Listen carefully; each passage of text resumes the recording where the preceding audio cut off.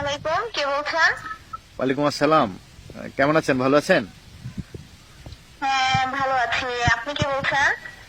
আমি ওই যে আপনার সাথে বিয়ে ঠিক হয়েছে, বিয়ের কথাবার্তা চলছে।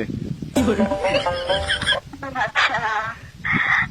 আমি আসলে ফোন করছি এই জন্য, কারণ যেহেতু আপনার সাথে আমার বিয়ে ঠিক হয়েছে, তারপরে আপনার সম্পর্কে আমার কিছু জানা দরকার আছে, এই জন্য যদি কিছু মনে না করেন আর কি। না না না, অবশ্যই বলেন, কি জানতে চান? আচ্ছা, আমি নামাজ কালামা পড়েন আপনি? মানে জি জি, পড়ি। যাক, আমি তো আলহামদুলিল্লাহ। সারাদিনই নামাজ পড়ি। সারাদিন নামাজ পড়েন মানে?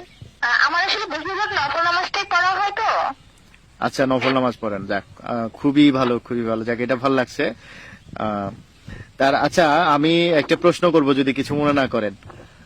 না না না, অবশ্যই করেন। আচ্ছা, ওই যে মানে কোন নামাজে আগে ফরজ নামাজ আদায় করতে হয় একটু বলেন তো। কোন নামাজের আগে ফরজ নামাজ আদায় করতে হয়? আসলে আমার না নফল নামাজ কি বেশি তাহলে? না, এটা 5 ওয়াক্ত নামাজে আছে যে কোন নামাজের শুরুতে ফরজ নামাজ আগে আদায় করতে হয়, এটা 5 ওয়াক্ত নামাজে আছে।